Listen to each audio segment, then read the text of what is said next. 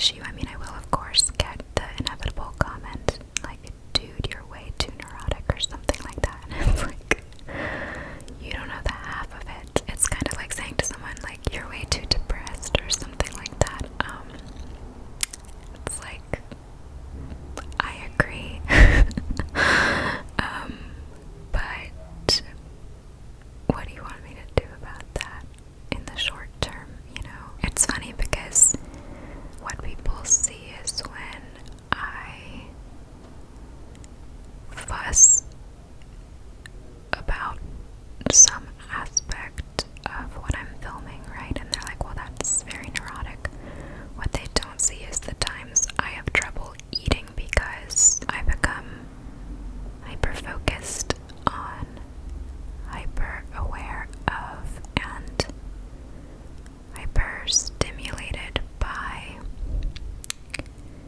all the little textures of food. Like it's really hard to describe, but I become intolerant of the uncertainty of my food. Not that it's contaminated, but that there are little bug parts in my food or something like that. It's hard when I'm not in the space to know what it is, because it almost feels more like a tick, like not really gagging so much, but I will shudder and wince kind of compulsively in a way that I'm not gonna attempt to act out here, because I think that's a disservice. Like, I don't know, I don't want to do a caricature of that kind of issue. Luckily, I only have a few days a year like that when my OCD-induced myopia or hyperfocus makes everything intolerable, like the level of detail. Like when you take a photo and you turn the sharpen feature all the way up, you toggle it all the way up so there's as much detail as possible, and suddenly it becomes grotesque or even just too much information to process. It changes how you feel about the image. So sometimes the whole world becomes sharpened like that for me, and I feel super overstimulated. Like, I'm still open to the possibility that this is some combination of OCD and hypersensitivity, like just how I process in general. I mean, OCD is about how you process, so that's a redundant thought, but there could be other contributing factors. Mental health for everyone is a phenomenon of various comorbidities interacting in different ways with environmental factors as well. So I'm going to leave that there so I don't drive myself crazy trying to explain these things in the midst of having these issues, because it's just that feeling where nothing I say feels like it completed the thought. Nothing I say feels like I really covered anything. There's no sense of resolution. So, yeah, when people say you're way too neurotic, I'm like, well,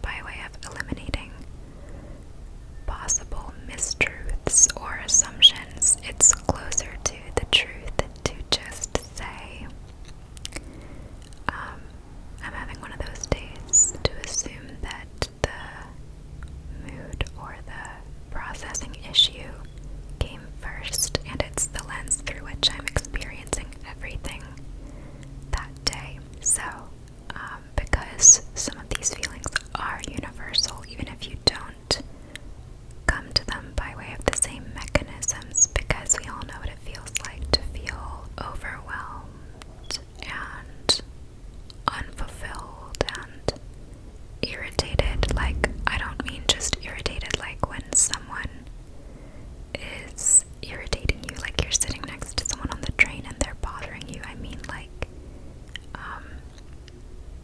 your brain is already irritated, like a rash in your head, or some sort of tenderness in your head, like you're already inflamed.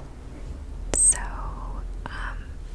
anything with which you interface could make things worse. So, there's a garbage truck and I think a dog barking too. So, if you relate to any of these feelings, I'm going to share a few things that sometimes work for me. It's not a guarantee, of course, because I just can't make that claim. Some days things that I do help, and some days there's not much I can do. I will say that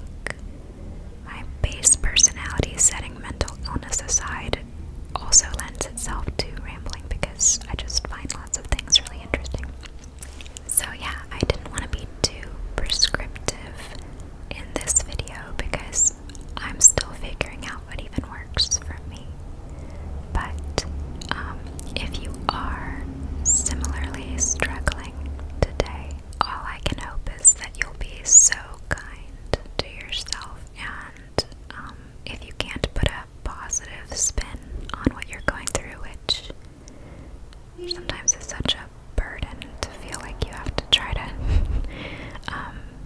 do a complete U-turn, do a complete 180 with your mental health.